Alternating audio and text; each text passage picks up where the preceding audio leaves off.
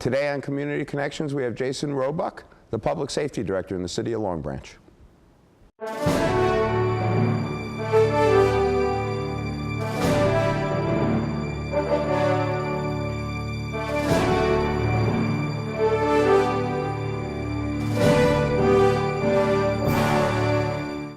I have with me today Jason Roebuck, who is just completed his third year, or just about completed your third year as Public Safety Director. Just about to complete it.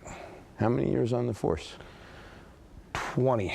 I completed 20 in August, about 20 and a half right now. So you came on in, and I think I remember this, you came on in the middle of the period of time where we got federal grants and we're hiring cops like crazy. Right, I came on 1995. Hit the street in 1996. I think we were one of the first classes where I think I came on with 8 or 9 other guys. And then the years right after me, I think one year we hired 10 and one year we hired 12 after that. So that's when we really start to hire. We used to jokingly refer to you guys as cops at half price.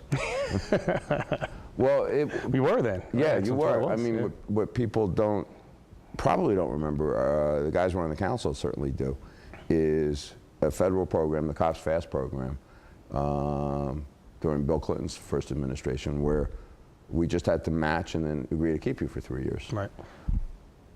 How is the city different from a cop's perspective now as opposed to then, with what you see? When I came on, the crime rate was a lot higher. If you look back at the crime stats, back then, the crime rate per person has probably dropped by more than half, I think by 2 times, more than half. It was 71 per thousand. It's dropped to somewhere around 29 or 30 per thousand since then. So the crime rate has dropped. We're busy still. We still probably do the same amount of calls, but it's different calls. It's definitely not the same amount of calls. It's more. Give me an example of what you mean. Mundane calls, alarms, people falling down, traffic problems, accidents. The more people that are here, the more of those kind of things that you have. Back then, it was crimes. It was a lot more serious than it was now. Do you think the reduction has to do with having more, because we hit a peak of approximately 100 cops. Now we're down to 85, and that seems to be, we've been at 85 for a couple of years now. It doesn't seem like it's going to vary a whole lot. We might add a couple here and there or lose a couple, but it's not going to change much. That'd be good if we added a couple. Adding more, you want more? Oh, always. Oh, I know.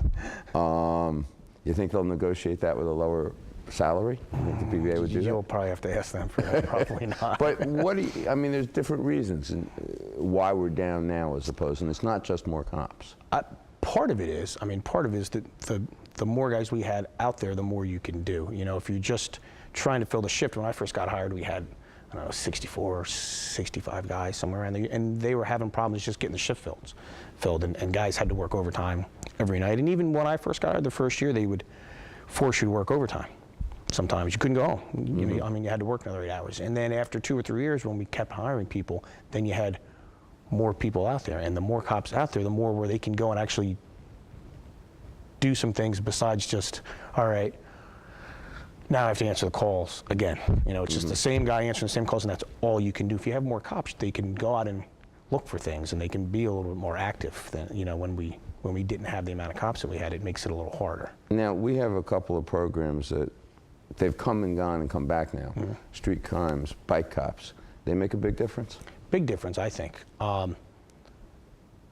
I think one of the biggest drivers of crime is drugs.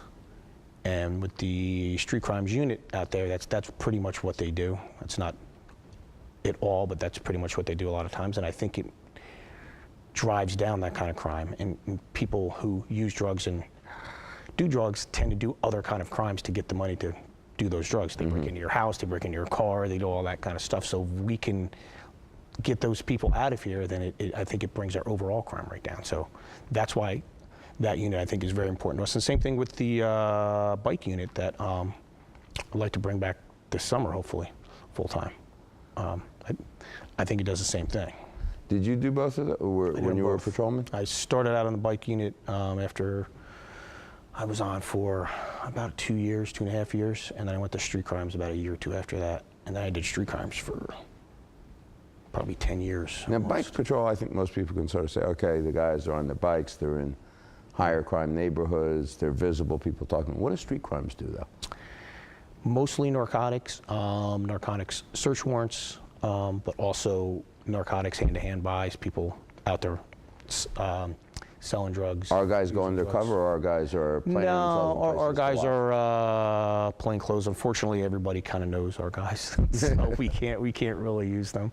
But we have other ways to do it, other ways to get it done. And sometimes it's just they know who to look at because they're out there every day, and they get the information from people, so they know who to look at. And if you're not doing that every day, then you don't know who you don't really know who to look at and who to watch. It's harder for guys who have to go, who have to listen to the radio. They can't get that kind of time to do what they need to do. These guys, that's all they do. What hours do they work? I mean, they're Varied. They're varied I was going hours. to say, they're not 9 to 5. No, they're definitely not 9 to 5. Sometimes they come in during the day. Sometimes they find, working during the day helps. Sometimes the people out there know that they work in the afternoon, so they kind of move their hours around because they get used to them. If they show up every day at 3, they know, oh, here they're out here now for 8 hours. So Who do we have switching doing that now? Brendan Cahill is the sergeant. Richie O'Brien, Nick Romano, and Jake Pascucci just moved into the unit about a week ago. So it's a variety between some highly experienced guys. I mean, Brendan's been here for a while. But And the other guys are fairly young the other guys are fairly new. 2 of them had experience before they came here in other towns. in other towns, and we just moved Joe Spitali out of there into a regular detective spot, and Joe's had some experience. He's been around a lot. So. Now, somebody watching this, and I don't know, I was talking to a prosecutor last week who said, when we were talking about somebody who wants to be a cop, she'd rather him become a cop than go to law school. Well, what it costs to go Me to too. law school, tuition, Yeah. first job, repayment of school loans, being a cop.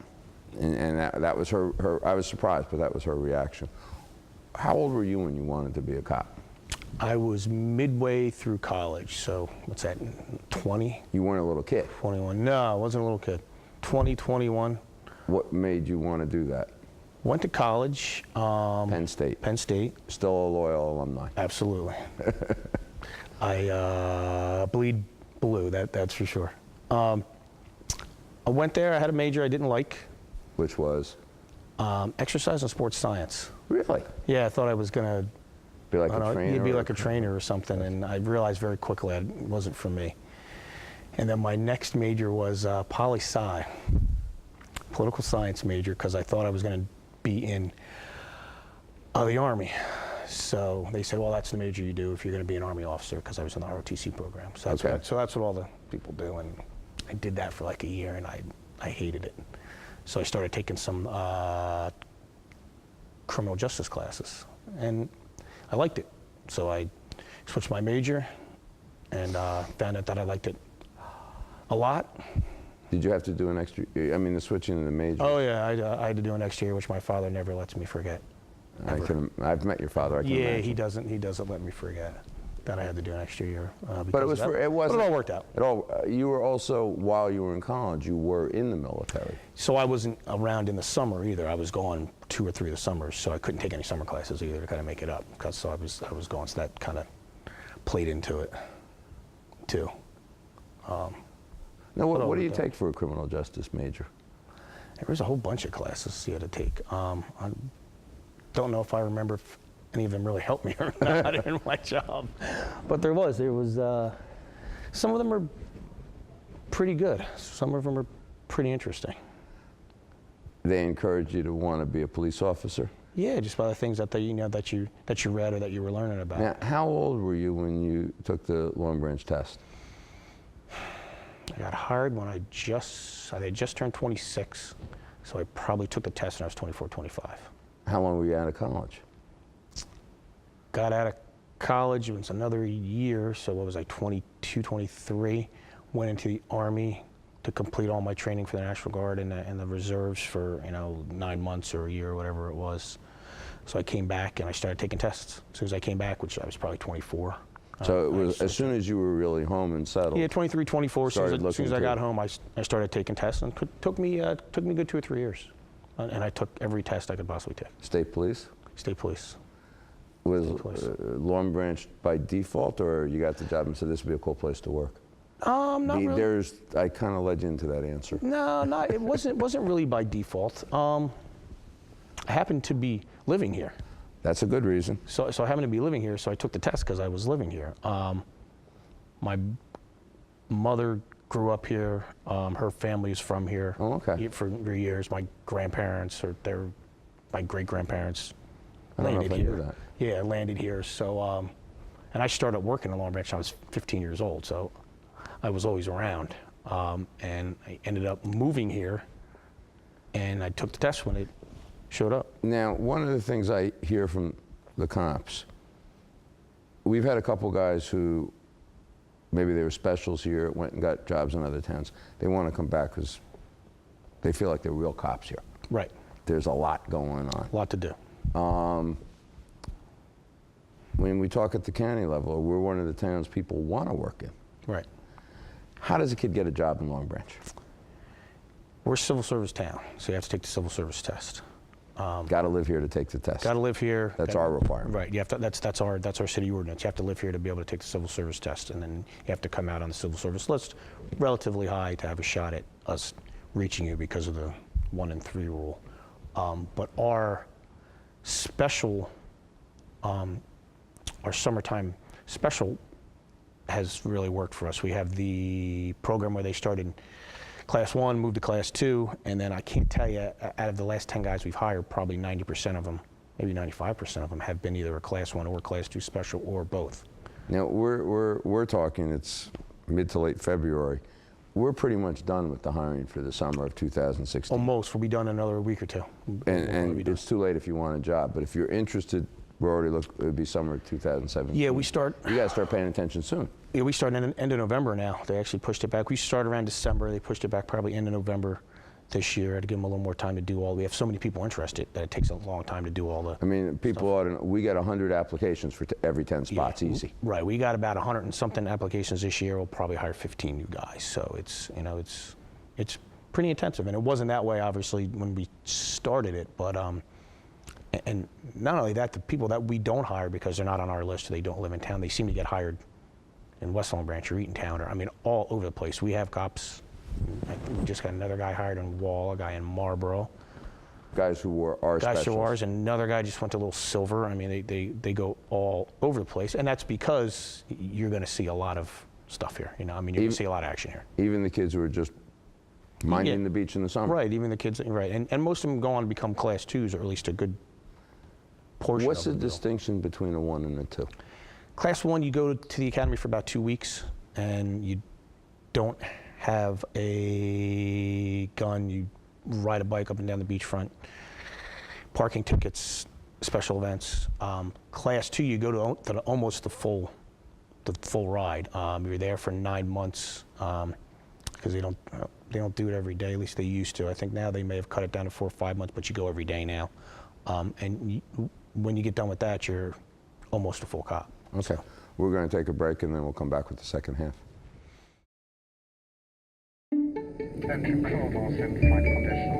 Your seat cushion can be used to grant wishes. Who said that? Hello? Really can, you know. You talking to me? Sure am. Because the airline miles you earn and donate to Make-A-Wish can help send thousands of kids on their wish trips. So donate to Make-A-Wish today. You really should, you know. You really should. And give wishes wings, because wishes work wonders. All right, we're back with the second half. We're talking to the Public Safety Director.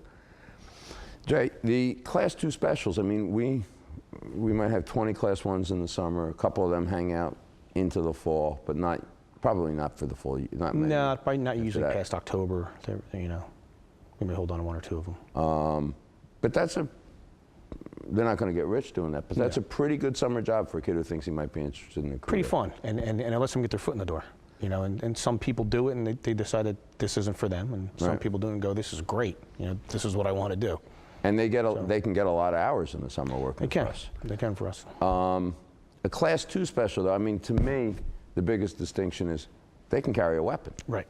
So what kind of training do you get before you're allowed to carry a weapon? They go to the academy, which is almost the same one as a full-time officer does. They go through the firearms. They have to do all the background that we have to do to be a full-time cop. I mean, you're only a week away from being a full-time cop, I think. So sometimes when we hire them, they only have to go back to school for a week or two, and then we can put them right on the road. So Can they work shifts for us now as a Class 2, or is they it a do. union? They work shifts, but they don't do the same thing. They're not allowed to do the same thing because of the union. They Right. have to have other things for them to do. They can't really answer calls, although they will help out, especially when it gets busy. They will. Our Class 2s, the ones I know, all want to become full-time regular cops. Right. If you're going to go through that for 4 or 5 months, that's what you want to do. Right. You know. And some of them end up working for other towns. Yes. Now, we put a pretty decent emphasis. We want our cops to look like the rest of our community. And I don't think there's another city in New Jersey that's quite as diverse as us, not at our size. We are, and we love to hire people from town, too. But, you know, we look for that. We have a lot of different people here in town, so we look for that. And you have to represent the people that you work for. So that's something that we look for, too. Now, one of the things, and you and I talk a couple times a week, we do a pretty good job of getting out, going after bad guys. We have a lot of guys. If you said, why do you want to be a cop? I want to bust bad guys. Right.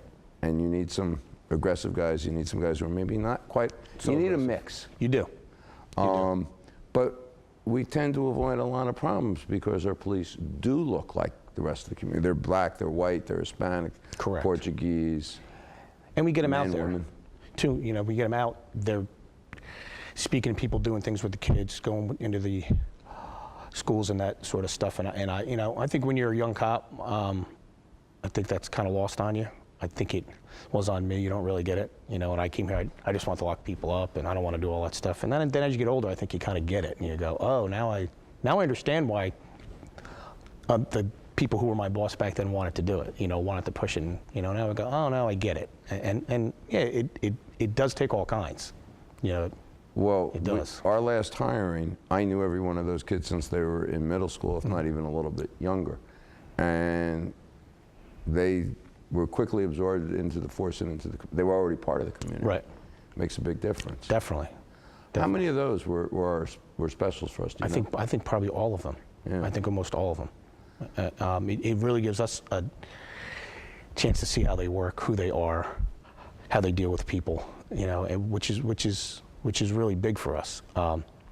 If we didn't get that, then you would just get them on the list, and okay, you can do what you need to do to kind of go through what they've done in their lives and their background, but you don't really know them. Right. Now they've all worked here for at least 2 years, you know, before we even hire them full time. They've worked, so we see if they show up to work, we see if they're good with people, you know, we see whether or not they have an attitude or not. We see, you know, we kind of see all that stuff firsthand. Now, you had mentioned before the 1 and 3, people we're a civil service town. Correct? That's not going to change. No, I don't think so. Oh, it would be Yeah. almost a war to change. Yeah, it, I don't. and a lawsuit, and it's Yeah, I not don't- gonna, and it's not my fight. So you got to score high in the test. Correct. You can take a class to take the test Yes. before you take the test. Yes, you can take a study course. Did you? Yes, Do most of the guys who get hired take one? most of the guys do. And then you've got to score. We go right down. We don't go quite right. We don't down go the quite list. right down the list. You have to, it's the 1 and 3 rule. We can pick 1 out of every 3. But before we even get to there, there's a whole bunch of things you have to pass. You have to pass the physical. You have to pass, you know, some other things. There's a review board. We have to look at your background. So, you know, just because you're number 12 doesn't mean that's where you're going to be when it's over. You could be number 6 because Right. some people just don't make it. And some people, when they get into it, decide that they don't really want it, you know. A lot of our guys, including you, have a military background. It's a quasi-military organization. Definitely. Helps. I think it helps. You're glad. think What it did you helps. learn from the military that carried over? Discipline, how to take orders, You know, when you're a 17, 18-year-old kid, you don't really know how to take orders. You know, how to, and pretty much how to be a good follower, too. You know, you have to be a good follower before you can be a leader. Right. And some people don't get that. We have a few who could learn that. Yeah, a few could definitely learn that. But, you know, we also, one of the things that comes up, I mean, we have guys who, they're a problem at 24, and they're around for the next 20 years, and they're never a problem again.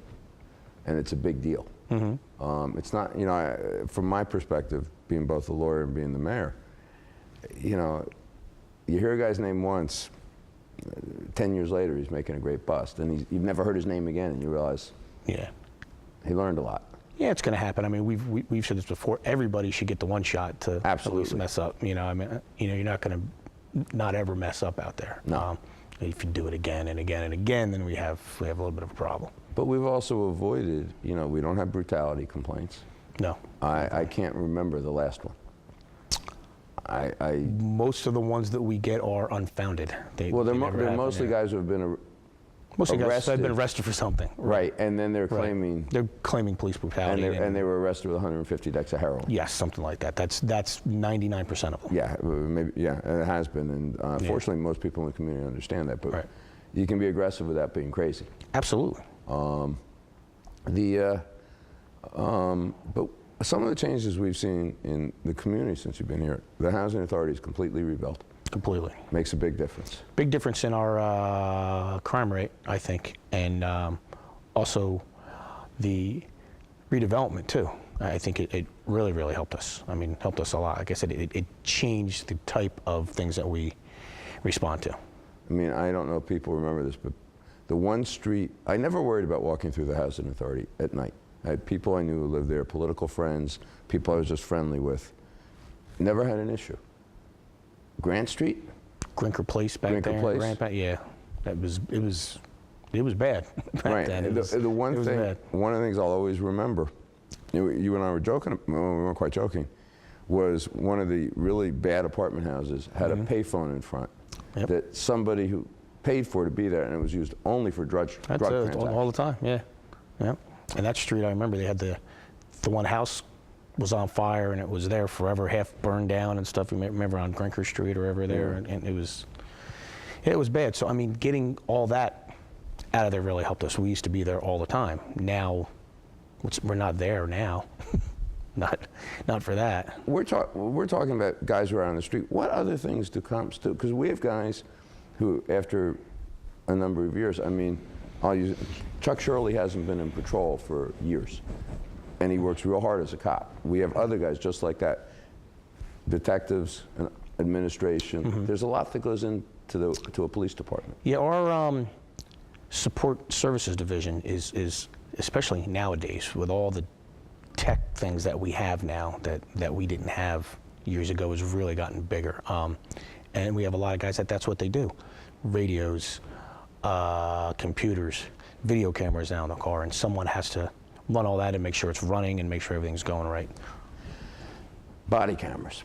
I mean, right now in this country, we're hearing a lot of things about cameras in cars and body cameras. Right. And some of it you look at and you're horrified, and some of it you go, I did the job the right way. Right. What do you think about them? Thinking about body cameras in general, I hope America is ready for it. Because not a lot of people know what we do every day. And some of it may be, like you said, something you're like, oh, that's terrible. And if you don't know that that's what has to be done, I just hope people are ready for it. I almost equate it to Vietnam for the first time when they had video cameras for the first time, and then they used to send it back, and people would go, oh my goodness, that's horrible. That's what war is. And it's not the same, but now you're going to have people on video, and you're like, wow, I didn't know that's what the cops do. What do we have now? Because you described the bust from last week. So if you're watching this in May, the bust was in early to mid-February, where Patrolman Shamrock, Sergeant, sorry.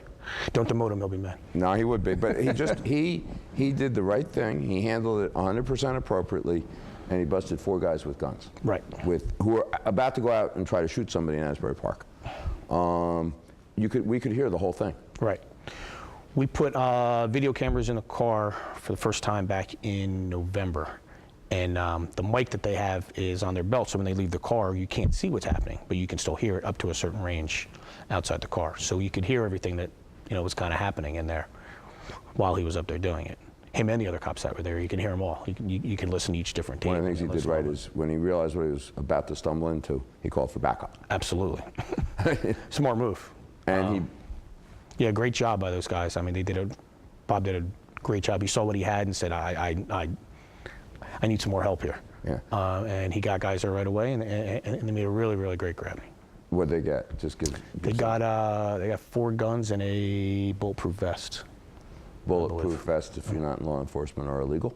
They're illegal, right? And in the same week, we had 2 of our youngest cops, Pat Vaccaro and Omar Akel, save the baby. Save the baby, right? Is that on tape? Did they have? It should be. I didn't even listen to it, but it should be on tape. Yeah, I'd have to go back and take a look. It depends how far they were from the car. I don't know how far they were away, but all the guys that are on the road full time, they're in the full time cars. They're all mic'd up. Now Omar's an EMT. Pat has some first aid training. All the guys have first aid training. Yeah, we have to recertify in first aid every year, and we have a couple of guys that are certified in EMT. You don't have 2 or 3 that that have the extra equipment and stuff. Which is why we need SUVs to carry all that. Which is why we need SUVs to carry all that stuff around. Well, thank you for coming over. I appreciate it. You're welcome. And we'll talk again soon. All right.